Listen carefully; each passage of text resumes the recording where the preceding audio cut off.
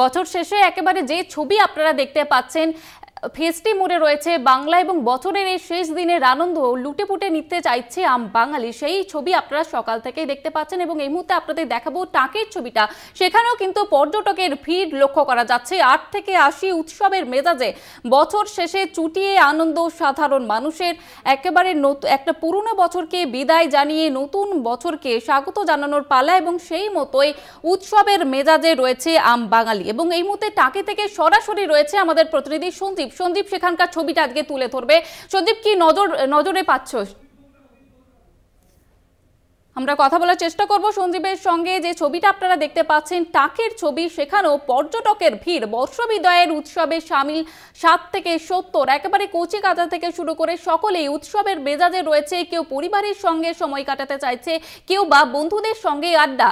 আর সেই নিয়েই কিন্তু আজকের এই বছরের শেষ দিন আনন্দে উদযাপন করতে চাইছেন আম বাঙালি। সেই ছবি আপনারা সকাল থেকেই দেখতে পাচ্ছেন কলকাতা টিভির পর্দায়। বর্ষবিদায়ের উৎসবে সামিল 7 থেকে 70।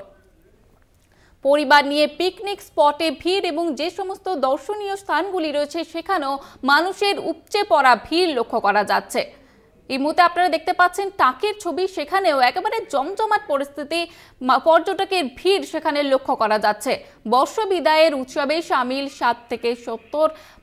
যে সমস্ত জেলা থেকে শহর সব জায়গায় কিন্তু একই ছবি লক্ষ্য করা যাচ্ছে। পরিবার নিয়ে কেউ পিকনিক স্পটে ভিড় জমিয়েছেন, কেউ বা বন্ধুদের সঙ্গে আড্ডা।